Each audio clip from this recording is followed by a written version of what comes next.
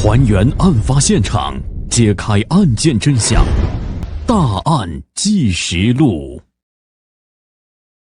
从2009年8月18日到2013年的6月25日，方圆在乐乐美发厅内被囚禁了1407天。他进去的时候16岁，流行诺基亚彩屏按键手机；出来的时候20岁，外面已经是触屏智能机的天下。他第一次感受到时代变化，是看到客人在全屏手机上玩切西瓜。对方圆来说，跟智能机快速发展的黄金时代同样宝贵的是他原本美好的青春。现实是，方圆在店里受尽凌辱。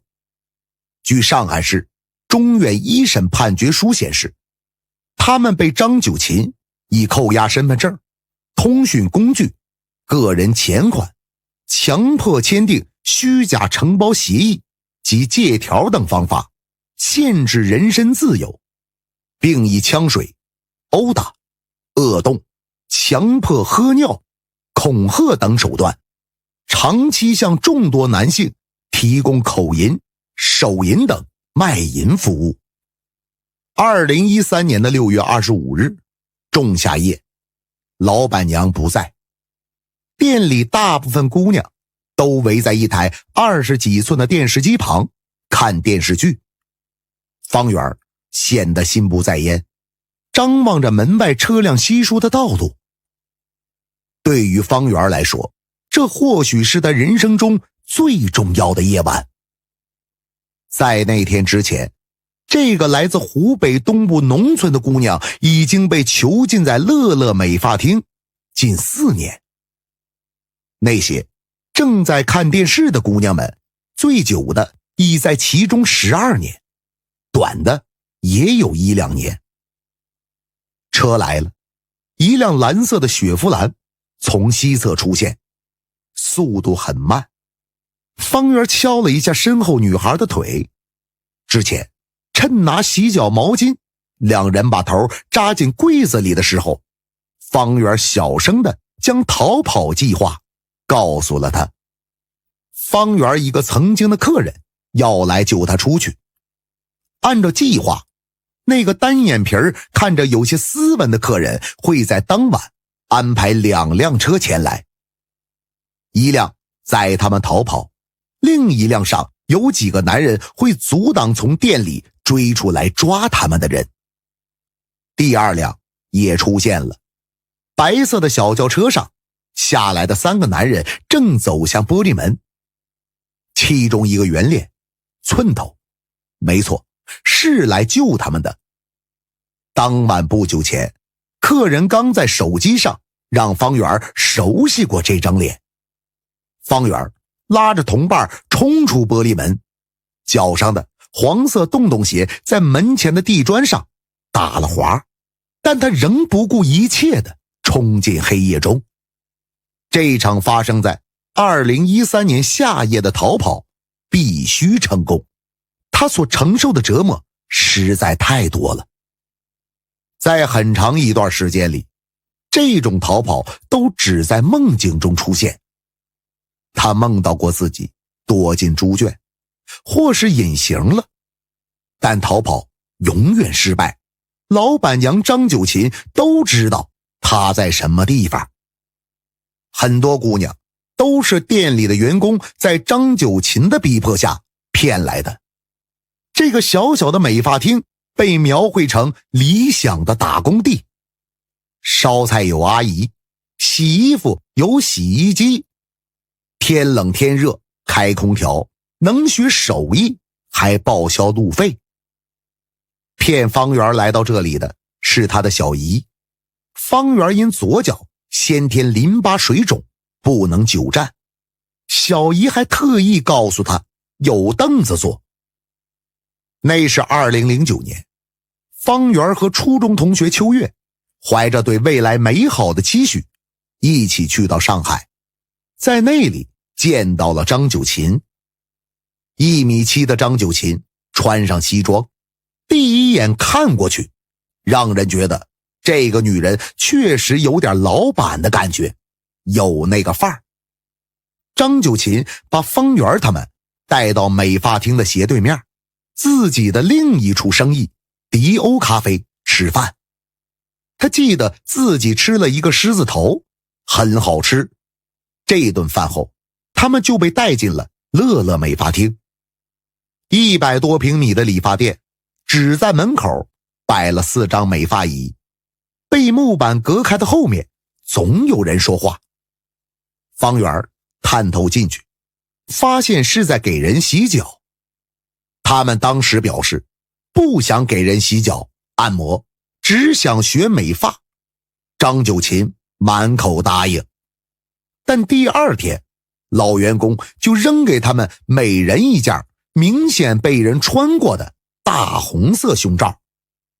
秋月还拿到了一双同样被人穿过的高跟鞋，黑色细跟，宽脚板塞进去路都不会走。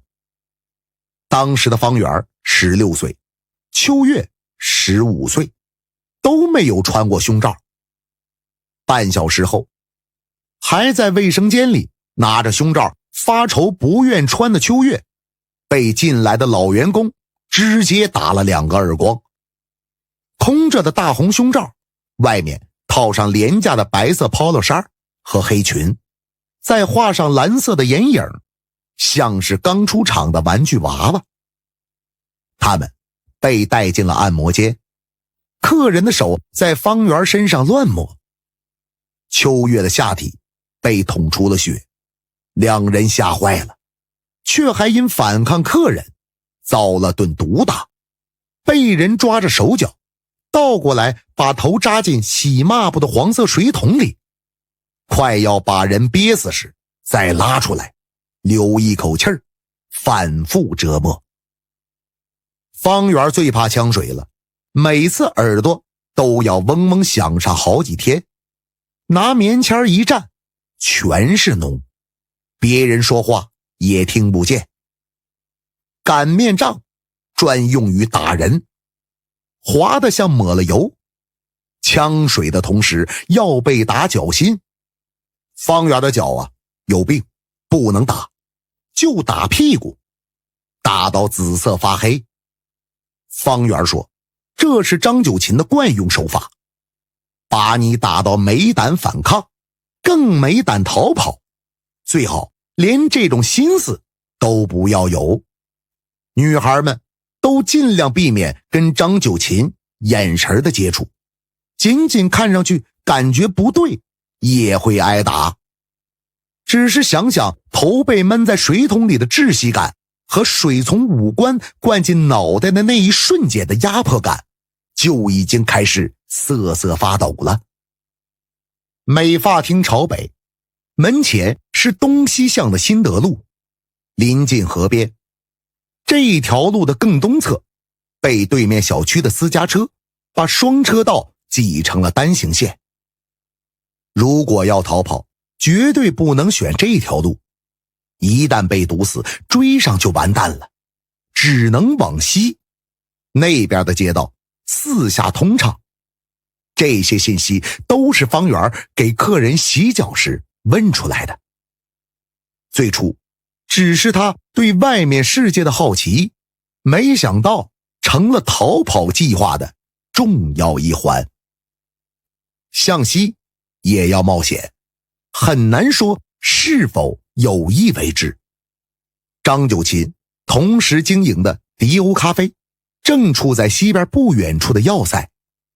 每当美发厅有女孩逃跑或有人闹事儿，里面的男员工便会冲过来。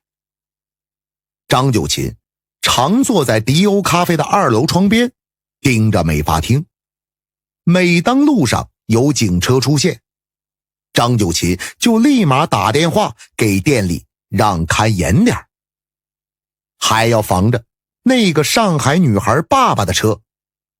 店里有个被骗来的上海姑娘，后来方圆他们听说这个女孩的父母一方进了监狱，她进店前都生活在亲戚家。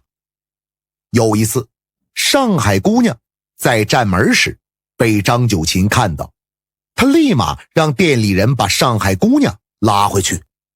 万一他爸的车从门口经过，看到怎么办呢？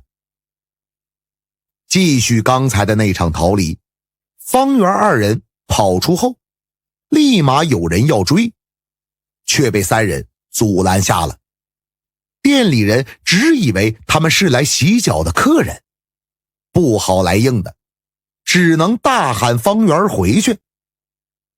方圆当然不会回去，他跑到车前，一把将同伴推上副驾驶，自己也挤了上去。车开起来了，方圆终于松了口气。他回头张望，发现小姨马南也偷偷坐上了后排。当初就是马南把方圆骗进了美发厅，他大脑一片空白，不知道小姨曾经的受害者，后来张九琴的帮手要干嘛？一起逃走，还是抓他回去呢？谁也没说话。车开出去很远，马南先开了口：没想到你还来这一套啊。方圆明白了，马南是来抓自己的，但他们都意识到，仅凭马南一人已经做不到了。眼看着人抓不回去了，等红灯时，马南自己下了车，后来回到店里，马南被张九琴用鞋底扇了耳光。美发厅最多的时候有17个女孩，每天早上8点半开门，9点多张九琴的宝马或别克会停在店门口，里面的姑娘给他打水洗脸，挤好牙膏洗面奶。马南帮他梳头，梳妆完毕，张九琴叉腿往沙发上一坐，姑娘们从门口到收银台面向他站成一排，挨个报前一天的账。张九琴跟每个姑娘规定的日营业额从400到900不等，一天没达标的会被拉到里面的沙发间倒立，直到客人进门。工资是自己业绩的10%，但钱呢，到不了女孩们的手里。每月发工资就是将钱装进写有名字的工资袋，锁在收银台的抽屉里。每次最多让收银帮忙从袋里拿100-200块，给人帮忙代买日用品。负责采买的最开始是张九琴的二哥，后来是方圆的一位熟客，再后来就是马南。姑娘们还要轮流交店里洗澡的燃气费，因为张九琴觉得人多洗澡太费燃气了。张九琴每年会给女孩家里寄钱，以安抚家人的情绪，这也是把他们继续留在这里的策略之一。好糊弄的就给1-2千，像方圆这种家里不好惹的，最多时拿过1万。张九琴用一套极其严密的体系看管着这些女孩。进店时，所有人的手机、钱包、身份证都会被扣押在收银台，打电话只能用收银台上的座机，必须开免提，否则就跟张九琴耳朵对耳朵夹着听筒。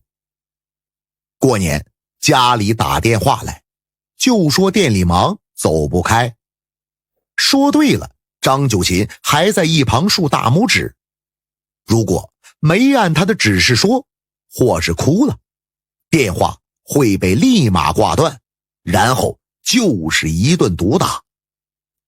冬天他们睡在卫生间上方被木板隔出的不足10平方米的阁楼，盖着发霉的被子，黑暗憋闷。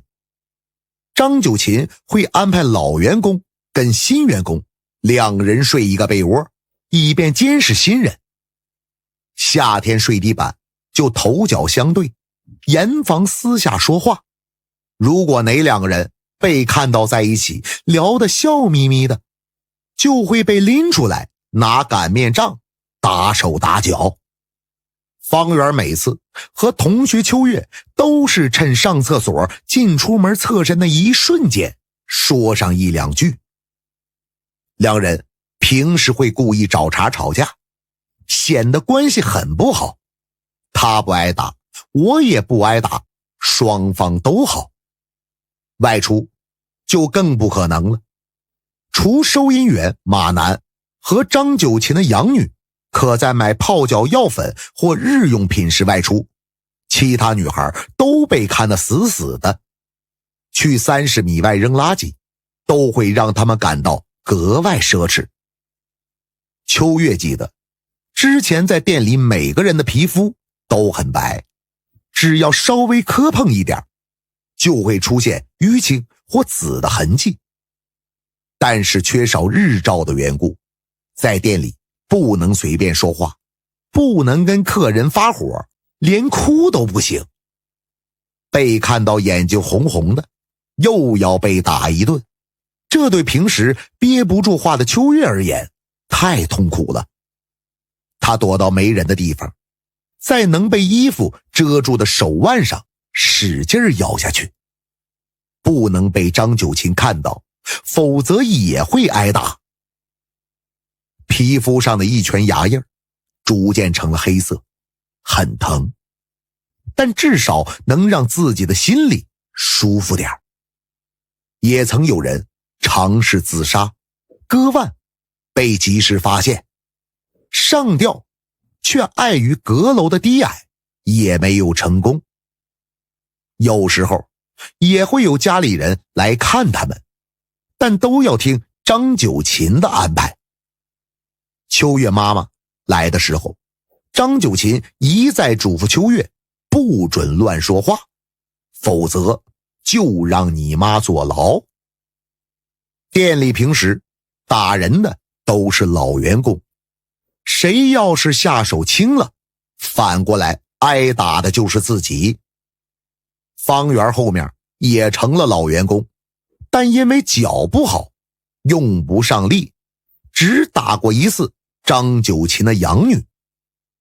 养女是孤儿，先是被收养，在13岁时因不堪虐待逃跑过，后来又主动回来被张九琴收养。14岁被带到美发厅工作。养女说，逃出去后觉得外面无依无靠，就跑了回来。方圆生气，觉得他傻，跟别人一起拿棍子抽他脚心。2011年，一名女孩趁半夜拉卷帘门的机会，上了预先等在路边的客人的车，跑掉了。随后，张九琴胁迫店内所有的姑娘签下10万至40万不等的欠条，说谁跑了就去找他们的家人要钱。刚进店的那2年，同一条街上一个摆摊的老大爷是方圆黑暗时光中唯一的慰藉。每逢雨天，大爷就去店里，不做项目，就躺在按摩床上跟方圆聊天，钱照付。有时外面音乐放得很大，方圆就告诉他是谁又在隔壁房间挨打了。两人对着抹眼泪，但他不敢助方圆逃跑，因为张九琴也清楚他的家底儿。方圆说自己也不想害他，觉得他呀像亲人一样。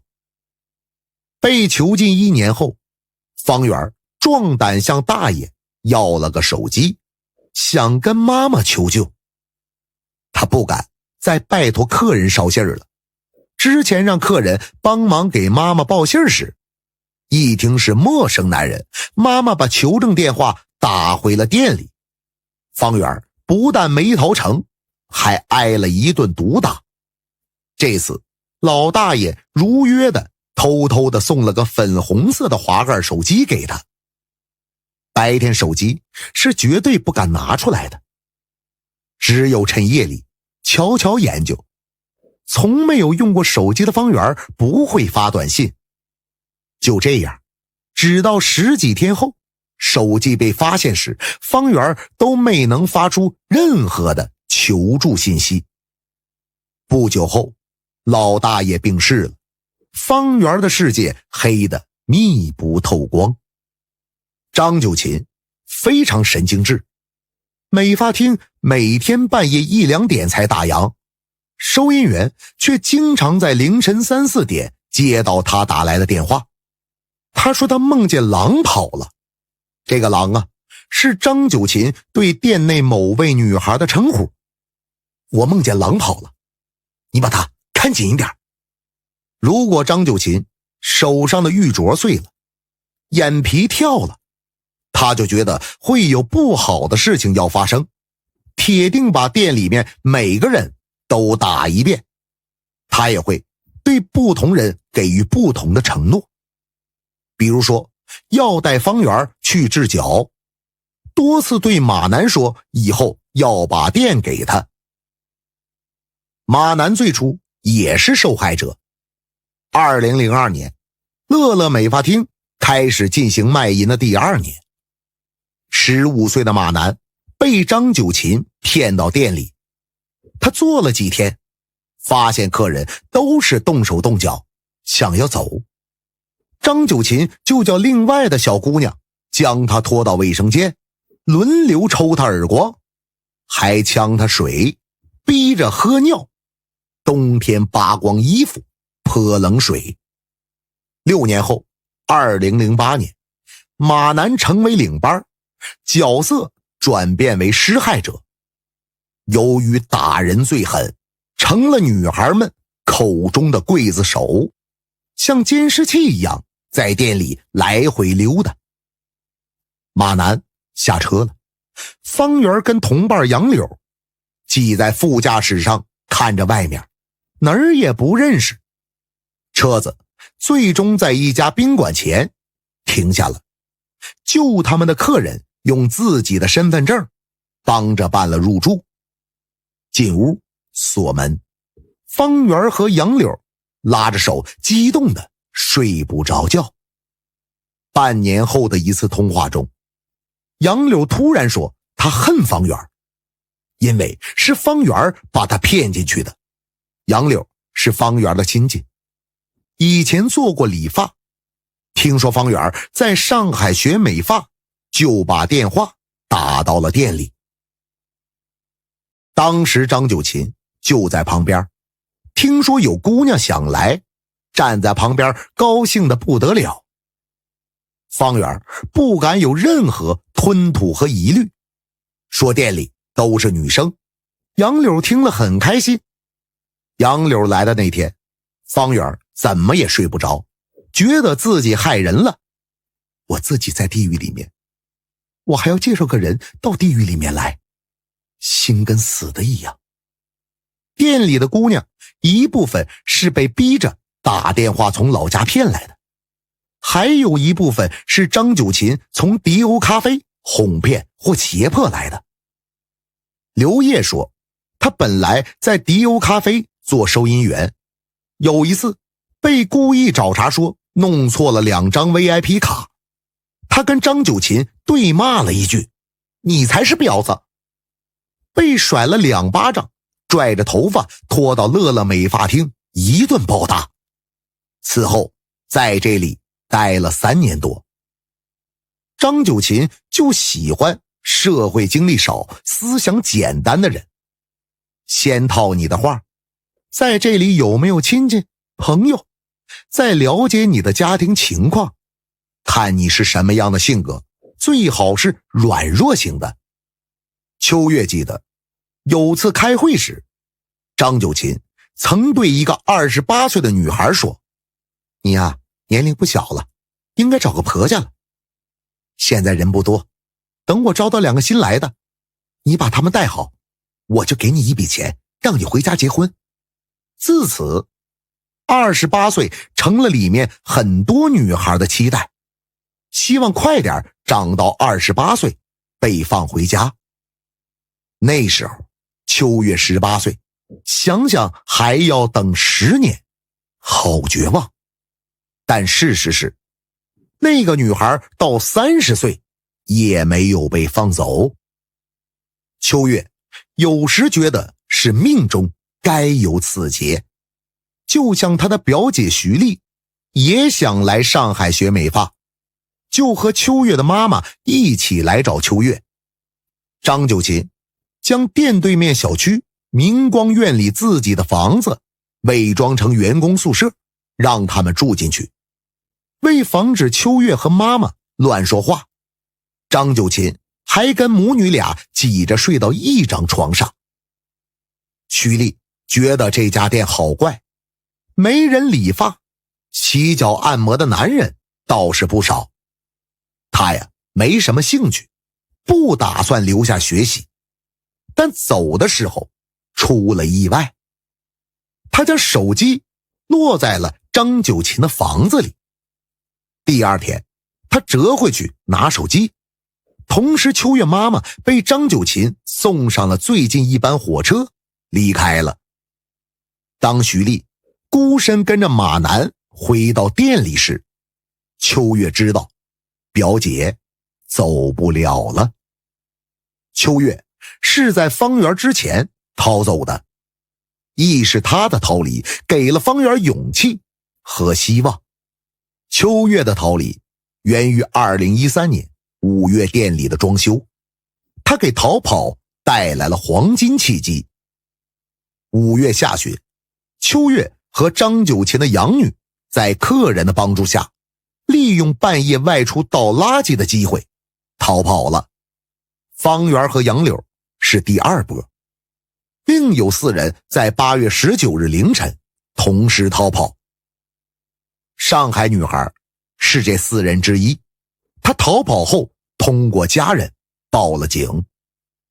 3天后，警察冲进乐乐美发厅，带走了张九琴、马南和陈丽华，解救出了包括刘烨、张燕在内的其余6名女孩。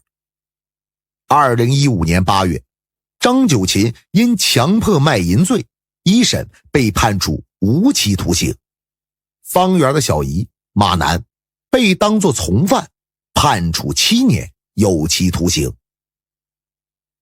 为了彻底和痛苦告别，这群女孩们最终决定彼此不再联系。她们期待着这样就能过回正常的生活，但身体和心里的伤痛还是会一下子把她们拉回那段日子。